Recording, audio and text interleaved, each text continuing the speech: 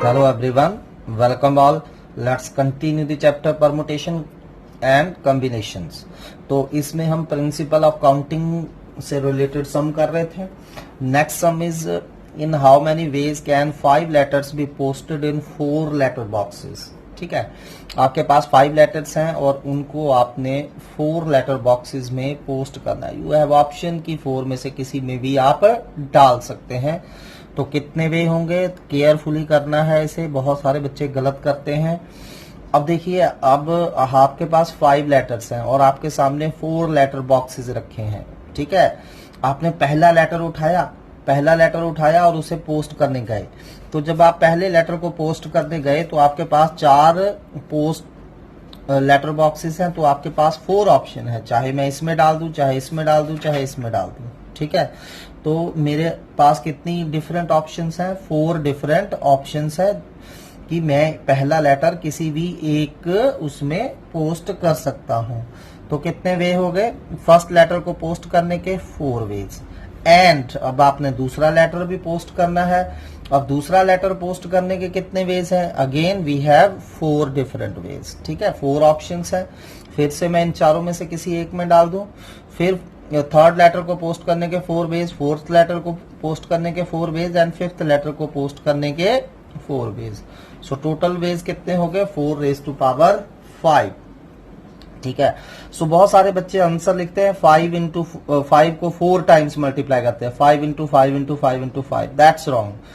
अब आपने ऐसा नहीं है कि लेटर बॉक्स को उठा के ले गए और लेटर बॉक्स किसी एक लेटर पे रख दिया जाके 5 में से. नहीं, आपने लेटर उठा के लेटर बॉक्स में डालना है. फर्स्ट लेटर चूज करिए, उसे इन चारों में से किसी एक में पोस्ट कर दीजिए. तो आपके पास फर्स्ट लेटर पोस्ट करने के 4 डिफरेंट वेज हैं. सेकंड लेटर लीजिए, सेकंड लेटर को पोस्ट करने के भी 4 वे हैं. थर्ड को भी 4 वेज एंड सो ऑन. ठीक है, so next is in how many veg 5 rings of different types can be born in 4 fingers. So almost same आपका सम सेम है. तो देखिए, आपके पास 5 रिंग्स हैं डिफरेंट टाइप्स की और आपने उनको 4 अपनी फिंगर्स में डालना है. तो कितने वे होंगे? तो ऑब्वियसली आपने फर्स्ट रिंग उठाई. ठीक है, आप फर्स्ट रिंग को आप चाहे फर्स्ट फिंगर में डालिए, चाहे सेकंड में, चाहे थर्ड में, चाहे फोर्थ में. तो आपके पास टोटल 4 ऑप्शन है. सेकंड रिंग को डालने के भी 4 ऑप्शन है. थर्ड को भी 4, फोर्थ को भी 4, फिफ्थ को भी 4. So its answer is again 4 raise to power 5. ठीक है, 5 को नहीं करना 4 बार मल्टीप्लाई, सोचना है थोड़ा सा. ठीक, चलिए अगला क्वेश्चन करते हैं. For a set of 5 true false questions, आपके पास मैं आपको 5 क्वेश्चन दे रहा हूं. 5 true false. First true false है, सेकंड ट्रू फॉल्स है, थर्ड, फोर्थ, फिफ्थ. ठीक है, तो 5 ट्रू फॉल्स क्वेश्चन है. तो no student has written all the correct answers. तो मतलब अब इनके कोई ना कोई तो करेक्ट ऑप्शन होगी ना. जैसे फर्स्ट में भी ये करेक्ट सीक्वेंस है. अगर फर्स्ट ट्रू हो, सेकंड ट्रू हो, थर्ड फॉल्स हो, फिर ट्रू हो, फिर फॉल्स हो, let it be A correct option. ठीक है, ये एक करेक्ट सीक्वेंस है जिससे सारे आंसर आपके सही हो रहे हैं. ठीक, तो ये वाला करेक्ट सीक्वेंस किसी ने भी नहीं लिखी है. ठीक है, no student have given the no student has written all the correct answers and no student have given the same sequence of answer. और किसी ने सेम सीक्वेंस भी नहीं लिखी. जैसे ट्रू ट्रू ट्रू, 5 ट्रू सिर्फ एक ने लिखा होगा, 5 फॉल्स एक ने लिखा होगा, पहला ट्रू ट्रू, पहले 2 ट्रू, 3 अगले 3 फॉल्स, ऐसा भी किसी एक ने लिखा होगा. मतलब सीक्वेंस आपकी कोई भी रिपीट नहीं हो रही है. What is the maximum number of students in the class for this to be possible? तो मैंने ढूंढना है कि अगर ऐसा हो तो कितने मैक्सिमम स्टूडेंट्स क्लास में हो सकते हैं. तो सबसे पहले आपने ये सोचना है कि टोटल कितनी सीक्वेंसेस बन सकती हैं आपकी आंसर्स की. अब देखिए, टोटल नंबर ऑफ सीक्वेंसेस कितनी होंगी. अब फर्स्ट क्वेश्चन जो है, इसको आप कितने वे से आंसर कर सकते हो? 2 वे से. ठीक है, सेकंड क्वेश्चन को आप कितने वे से आंसर कर सकते हो? 2 वे से. थर्ड को 2 वे से, फोर्थ 2 वे एंड फिफ्थ 2 वे. ठीक है, फर्स्ट को आंसर करने के 2 वे है ना, चाहे ट्रू पे टिक कर दूं, चाहे फॉल्स पे कर दूं. सेकंड को आंसर करने के भी दो वेज हैं, ट्रू और फॉल्स, सो ऑन। सो आपके पास टोटल 32 डिफरेंट वेज हैं जिससे आप इन 5 के 5 क्वेश्चंस को आंसर कर सकते हो। जैसे सारे ट्रू एक हो गया वे, सारे फॉल्स दूसरा हो गया, पहला ट्रू बाकी चारों फॉल्स तीसरा हो गया, पहला ट्रू, ठीक है, दूसरा ट्रू फिर तीनों फॉल्स, ऐसे फोर्थ वे हो गया, पहले 3 ट्रू लिख दूं फिर अगले 2 फॉल्स लिख दूं। ऐसे आप करके कितने टोटल वेज बना सकते हो? 32 डिफरेंट वेज आर देयर। ठीक, अब इन वे में से, इन 32 वेज में से एक तो ये वाला वे होगा, एक ये सीक्वेंस होगी जो करेक्ट होगी। ठीक है, मान लीजिए ये करेक्ट है, सो एक सीक्वेंस करेक्ट होगी। Number of correct sequence 31, sorry, number of correct sequence 1 है हमारी। ठीक है, अब ये वाला आंसर किसी ने नहीं दिया। ठीक है, no one has given the correct sequence, मतलब ये जो सीक्वेंस थी ये किसी ने नहीं दिया। तो यानी कि बाकी मैक्सिमम पॉसिबल सीक्वेंसेस कितनी बची? टोटल 32 सी, 32 में थे, 32 में से एक सीक्वेंस जो थी वो करेक्ट थी जिसका किसी ने भी इस्तेमाल नहीं किया है। तो बाकी कितनी सीक्वेंसेस बच गई? 31। सो डिफरेंट 31 पॉसिबल सीक्वेंसेस हैं। सो नंबर ऑफ मैक्सिमम स्टूडेंट्स कितने होंगे? 31। सो नंबर ऑफ मैक्स स्टूडेंट्स कितने हो जाएंगे? टोटल सीक्वेंसेस 32 थी, इनमें से करेक्ट सीक्वेंस 1 थी। सो 31 ऐसी पॉसिबल सीक्वेंसेस हैं जिसे बच्चे अटेम्प्ट कर सकते थे। So maximum number of students 31 होंगे, क्योंकि किसी ने भी कोई सीक्वेंस रिपीट नहीं करी है, ये भी हमें साथ में दिया है। So number of possible sequences जिसमें कोई करेक्ट ना हो 31 है। So there must be 31 max students. Got it? तो चलिए अगला क्वेश्चन करते हैं। अब ये ध्यान से करिए, इंपॉर्टेंट वन है। How many numbers are there between 100 and 1000? ठीक है, such that at least one of digits is 7। अब मैंने, देखिए क्या करना है, मैंने 100 and 1000 के बीच में, ऑब्वियसली 100 and 1000 के बीच में 3 डिजिट नंबर्स आते हैं। अब 3 डिजिट नंबर होते हैं 100 प्लेस, 10 प्लेस एंड 1 प्लेस। ठीक, अब मैं क्या करना चाहता हूं कि मैंने ऐसे नंबर ढूंढने हैं कि कम से कम एक डिजिट 7 जरूर हो, कम से कम एक डिजिट 7 जरूर हो। कम से कम एक मतलब एटलीस्ट, मतलब कम से कम एक डिजिट 7 होना चाहिए। तो ये तो बहुत सारे केसेस बन जाएंगे कि हो सकता है कि एक डिजिट ही 7 हो, वो 7 यहां भी हो सकता है 1 प्लेस पे भी, या फिर 7 10 प्लेस पे हो सकता है। ठीक है, ऐसे बहुत सारे सीक्वेंस, जैसे हो सकता है 1 प्लेस पे 7 हो सकता है 10 प्लेस पे 7 हो सकता है 100 प्लेस पे 7 हो। ठीक है, ये वो हैं जिनमें कम से कम एक 7 है। हो सकता है हमारे पास 2 7 हो, एक यहाँ एक यहाँ, ये वाला नंबर कोई भी हो सकता है ये 2 7 हो, यहाँ तो 7 आ नहीं सकता, हो सकता तीनों के 3 7 हो। तो कम से कम एक 7 होना चाहिए। तो ऐसे बहुत सारे प्लेसेस हमारे पास, बहुत सारी अलग अलग तरह के नंबर्स बन रहे हैं। तो इतने बड़े करने की बजाय अगर मैं ऐसा करूं कि जितने भी पॉसिबल 3 डिजिट नंबर्स हैं, जितने भी पॉसिबल 3 डिजिट नंबर्स हैं, उनमें से वो माइनस कर दूं जिनमें कोई 7 नहीं आ रहा, तो ऑटोमेटिकली मेरे पास क्या बचेगा? वो वाले नंबर बच जाएंगे जिनमें कम से कम एक 7 है। ठीक है, so numbers having at least 1 7, at least 1 7 equal to किसके इक्वल हो जाएगा? Total number of 3 digits. ठीक है, total 3 digit numbers, total 3 digit numbers minus numbers having no 7, numbers having no 7।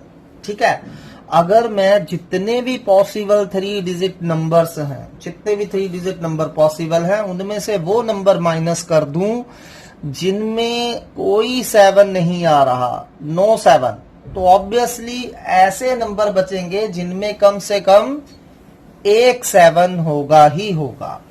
ठीक है, सो अब टोटल 3 डिजिट नंबर्स कितने हो सकते हैं? टोटल 3 डिजिट नंबर्स, तो अब टोटल 3 डिजिट नंबर से ढूंढिए। देखिए सबसे पहले 100th प्लेस फिल करिए। अब 100th प्लेस को हम 9 वे से फिल कर सकते हैं, क्योंकि यहाँ 0 नहीं आ सकता।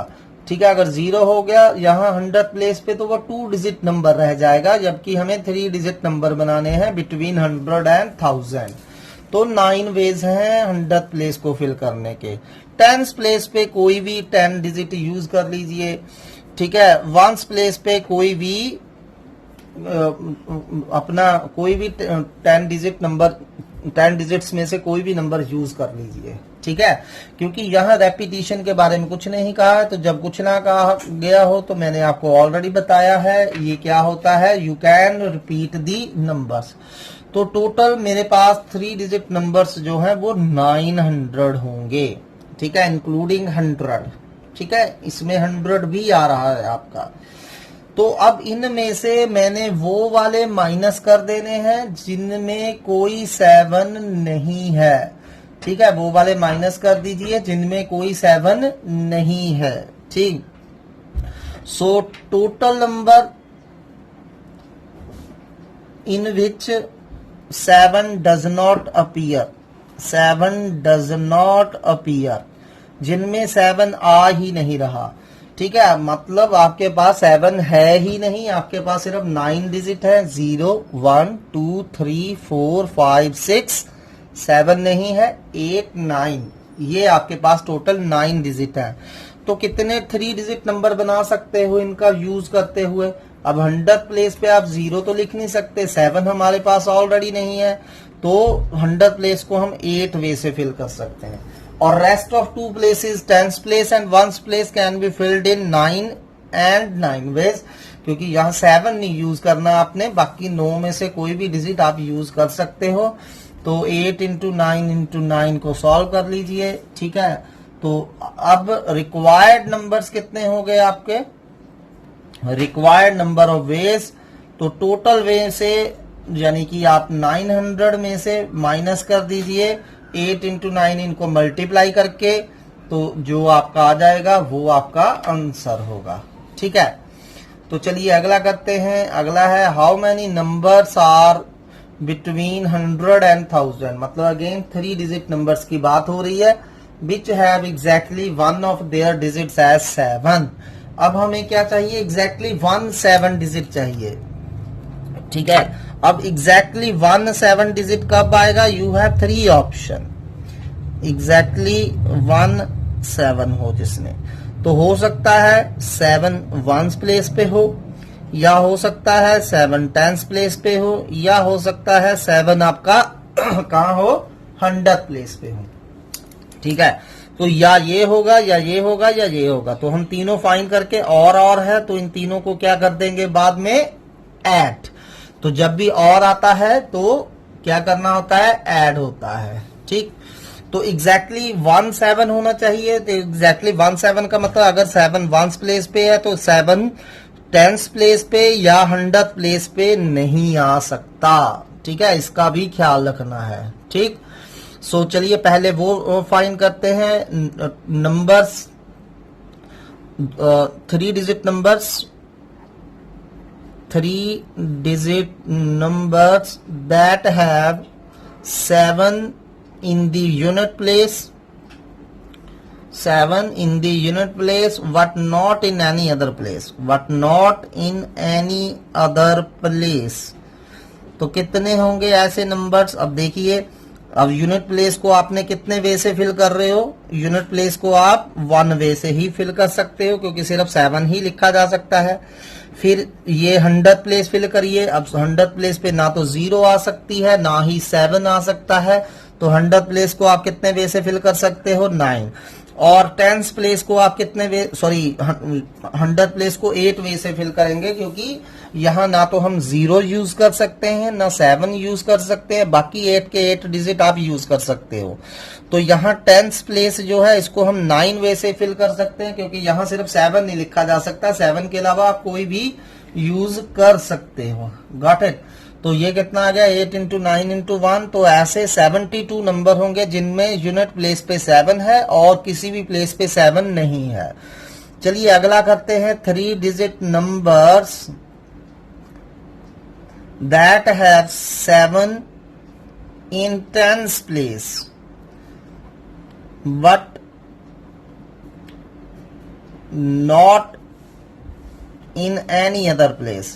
ठीक है, अब आपका टेंस प्लेस पे 7 रखा गया है, तो टेंस प्लेस पे 7 रखा गया है, तो टेंस प्लेस को सिर्फ 1 वे से ही फिल करा जा सकता है।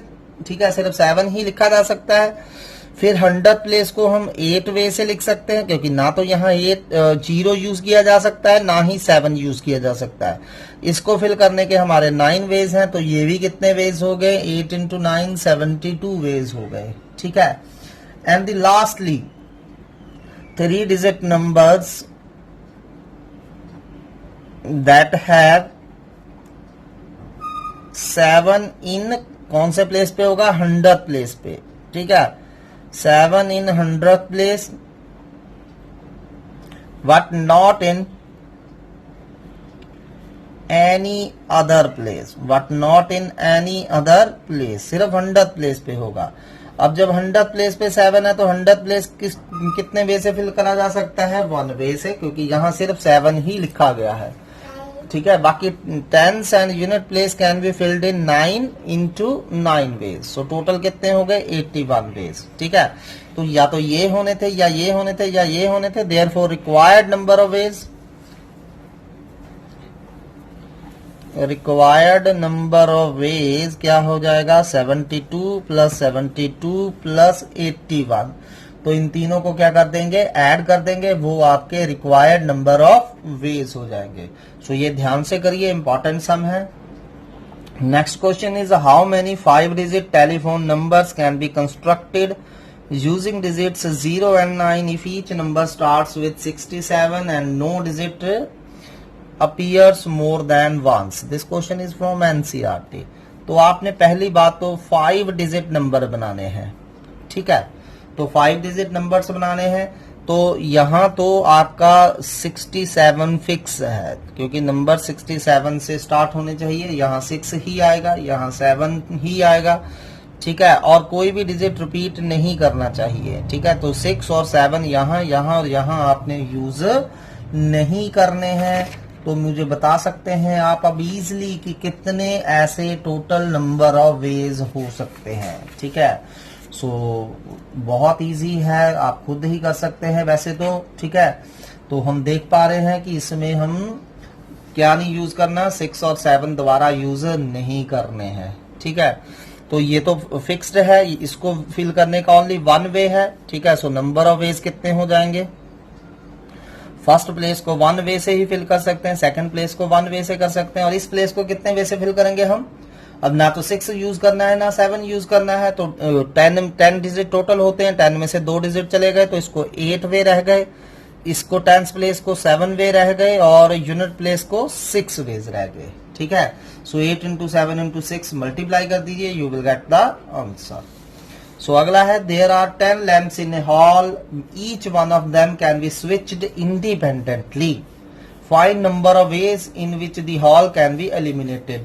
ठीक, अब आपके पास क्या है, हॉल में 10 स्विचेस लगे हैं। ठीक है, तो इसमें आपको पता ही है ऑन ऑफ 2 वे होते हैं इसको। ठीक है, तो ऐसे ही अगला बटन लगा है, उसमें अगला स्विच लगा है, इसमें भी ऑन ऑफ है। तो फर्स्ट जो है हमारा स्विच, इसे हम 2 वे से स्विच्ड कर सकते हैं, चाहे ऑन पोजीशन में चाहे ऑफ पोजीशन में। ऐसे ही सेकंड लैंप को भी हम 2 वे से स्विच्ड कर सकते हैं, 2 वे से। थर्ड लैंप को भी हम जो है थर्ड स्विच लगा है, ठीक है, उसको भी हम 2 वे से ऑन ऑफ कर सकते हैं। तो टोटल ऐसे हमारे पास 10 लैंप्स हैं। ठीक है, अब 10 लैंप्स ऑन ऑफ कर सकते हैं हम। ठीक है, तो total number of ways in which 10 lamps can be switched. ठीक है, मतलब इसमें इन, ऑन एंड ऑफ पोजीशन। ठीक है, तो टोटल नंबर ऑफ वेज जिनमें ये ऑन या ऑफ कर सकते हैं हम 10 लैंप्स को, कितने हो जाएंगे। पहले लैंप को स्विच करने के 2 वे हैं, चाहे ऑन कर दीजिए चाहे ऑफ कर दीजिए। ऐसे ही सेकंड लैंप को भी ऑन ऑफ दोनों में 2 ऑप्शन है, थर्ड को भी 2 ऐसे ही 1 2 3 4 5 6 7 8 9 and 10। So total number of veg कितने होंगे? 2 रेज टू पावर 10। ठीक है, वट आउट ऑफ दीज, ठीक है, अब ये जो टोटल वेज बने 2 रेज टू पावर 10, इनमें एक ऐसी भी पोजीशन होंगी कि आपके सभी लैंप ऑफ होंगे। ठीक है, एक पोजीशन ऐसी भी होगी जिसमें सभी 10 के 10 लैंप आपके ऑफ पोजीशन में होंगे, और जब ऑफ पोजीशन में होंगे तो आपका होल इल्यूमिनेटेड नहीं होगा।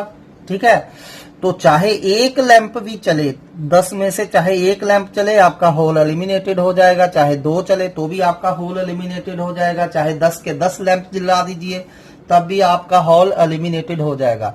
पर जब सभी ऑफ पोजीशन में है, सभी लैंप आपके बंद हैं, तब ये एलिमिनेट नहीं होगा। ठीक है, इसलिए हमने होल को एलिमिनेट करना है तो वो वन वे हमें इनमें से सब्ट्रैक्ट करना पड़ेगा। But out of these ways, in one way all lamps are in off position, ठीक है। So therefore total number of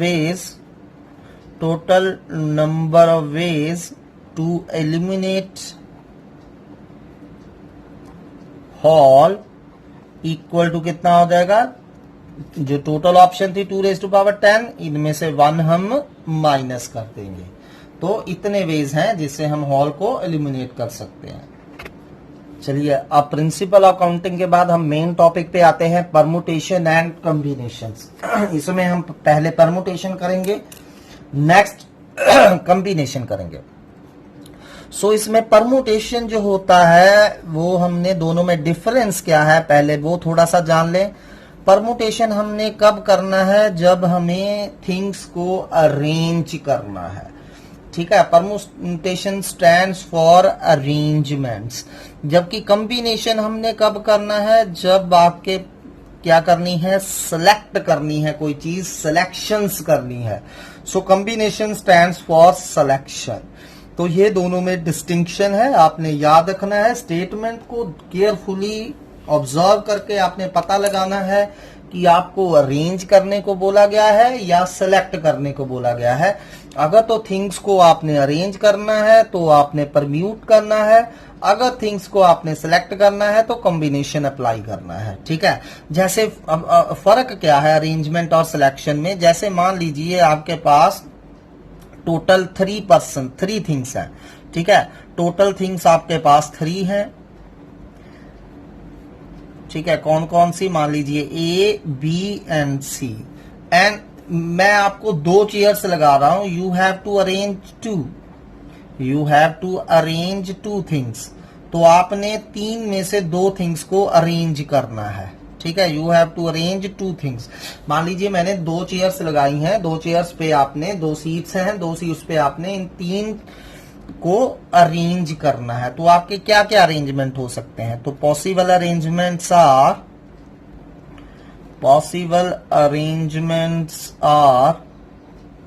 कौन कौन से होंगे? 3 में से 2 अरेंज करने हैं तो फर्स्ट ए भी हो सकता है, या पहले सीट पे आप बी रख दीजिए, दूसरी सीट पे ए रख दीजिए। सेकंड अरेंजमेंट हो गया A B, B A C, C A, B C B. तो ये टोटल 6 अरेंजमेंट्स आपके पॉसिबल हैं। ठीक है, अगर आप थिंग्स को अरेंज करना चाहते हो, 3 थिंग्स हैं, 3 में से 2 थिंग्स को अरेंज करना चाहते हैं, तो ये मेरे पास टोटल 6 पॉसिबिलिटीज बन रही है।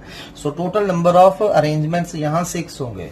बट अगर यही आप मैं कहूं कि सिलेक्ट करिए, ठीक है, अगेन टोटल थिंग्स 3 है, ए बी सी, सेलेक्ट 2। ठीक है, सेलेक्ट 2 आउट ऑफ 3। ठीक है, तो मैंने सेलेक्ट करना है, तो पॉसिबल सिलेक्शंस कौन कौन सी होंगी?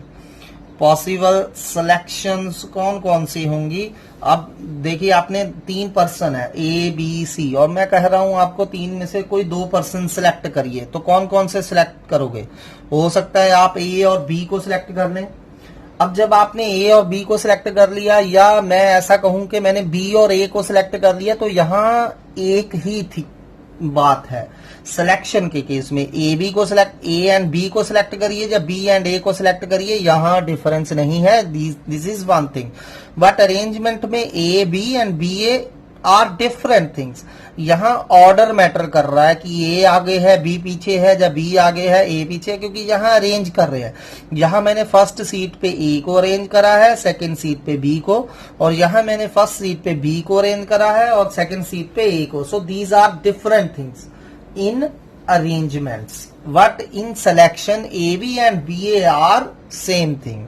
तो तीन में से आप या ए बी को सिलेक्ट कर सकते हो, या ए सी को सिलेक्ट कर सकते हो, या बी एंड सी को सिलेक्ट कर सकते हो। ठीक है, तो these are the three selection. तो this is difference between arrangement and selection. Arrangement में ऑर्डर मैटर करेगा कि कोई चीज आगे है या पीछे है, सिलेक्शन में ऑर्डर मैटर नहीं करेगा, ये आपने थोड़ा सा ख्याल रखना है। Got it? तो चलिए स्टार्ट करते हैं। फर्स्ट पहला टॉपिक हमारा परमुटेशंस होगा, देन हम कॉम्बिनेशन करेंगे। सो परमुटेशन का टेक्निकली मीनिंग क्या है? सो ये वैसे परमुटेशन नथिंग, ये प्रिंसिपल ऑफ काउंटिंग को ही एक अनदर वे से जानने का तरीका है। तो चलिए परमुटेशन की डेफिनेशन क्या है? Let r and n be two positive integers. ठीक है, आर और एन दो पॉजिटिव इंटीजर्स हैं, सिर्फ इंटीजर्स होने चाहिए, फ्रैक्शन और नेगेटिव नंबर अलाउड नहीं है।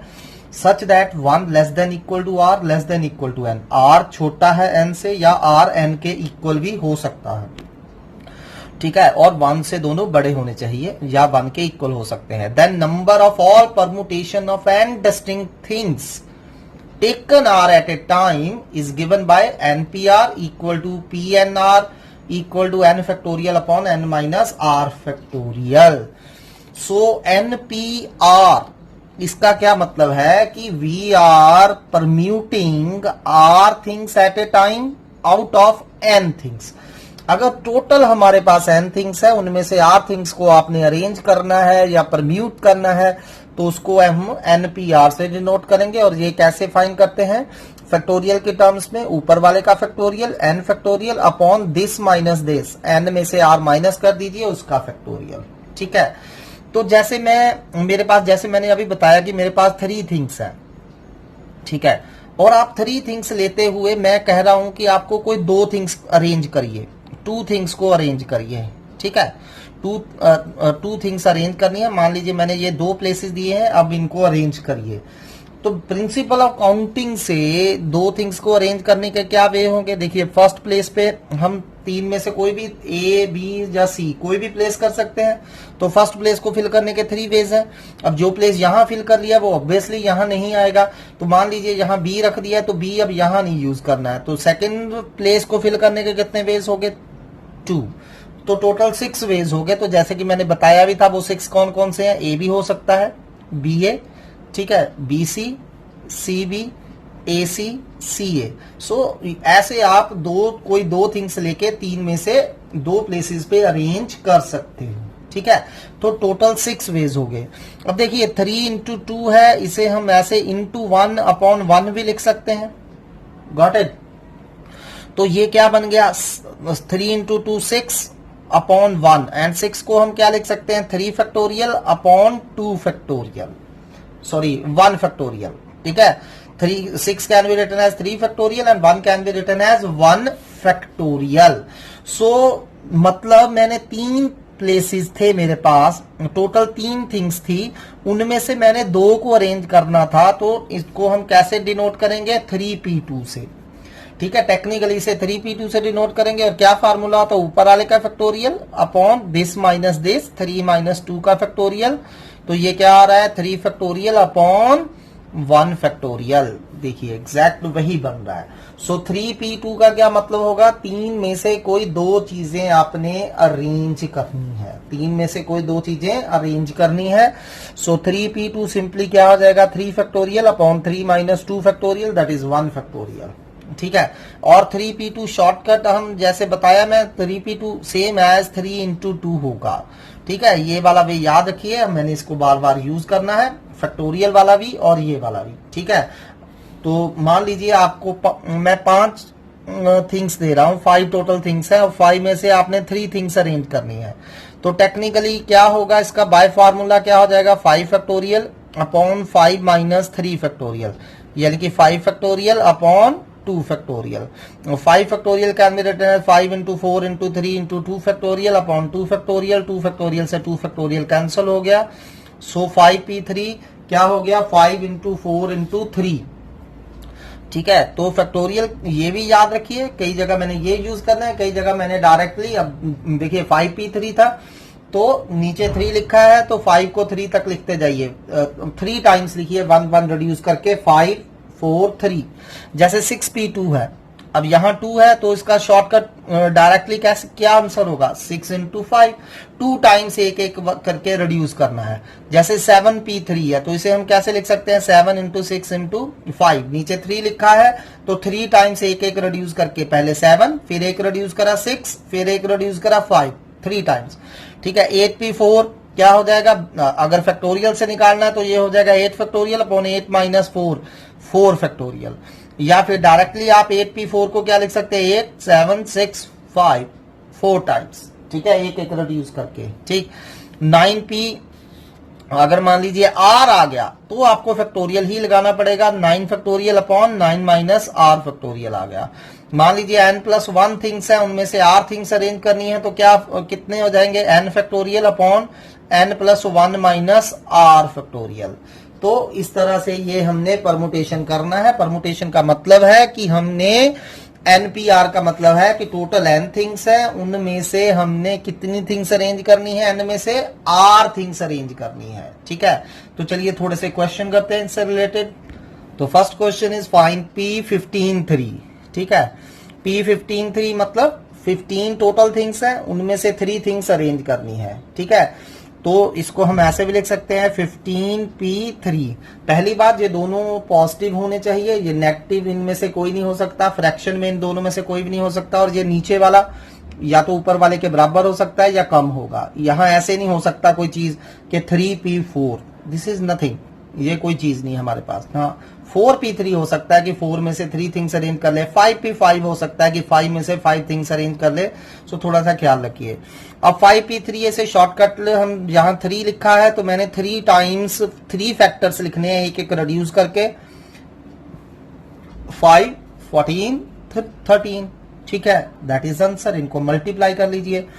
तो चलिए अब मान लीजिए मैंने P5,5 निकालना है, तो P5,5 या 5p5 एक ही बात है, तो क्या हो जाएगा 5 into 4 into 3 into 2 into 1, 5 factors लिखने थे तो ये टेक्निकली 5 फैक्टोरियल के बराबर ही हो जाएगा। तो यानी कि इन जनरल NPN जो है वो n फैक्टोरियल के इक्वल होगा। NPN क्या होगा, n फैक्टोरियल के इक्वल होगा। ठीक है, और व्हाट अबाउट NP0, अब किसी भी परमुटेशन के यहां 0 आ जाए नीचे NP0 तो टेक्निकली ये क्या होगा n factorial upon n minus 0 का फैक्टोरियल। तो n माइनस 0 फैक्टोरियल कितना होता है n, तो ये क्या हो गया 1। ठीक है, सो मान लीजिए मैं आपको कहूं 5p0 निकालो, कितना हो जाएगा 1। 6p0 निकालो, कितना हो जाएगा 1। ठीक है, 5p5 निकालो, कितना हो जाएगा 5 फैक्टोरियल। ठीक है, 6p6 निकालिए, ये कितना हो जाएगा 6 फैक्टोरियल, एंड सो ऑन। ये शॉर्टकट थोड़े से आपने याद रखने हैं।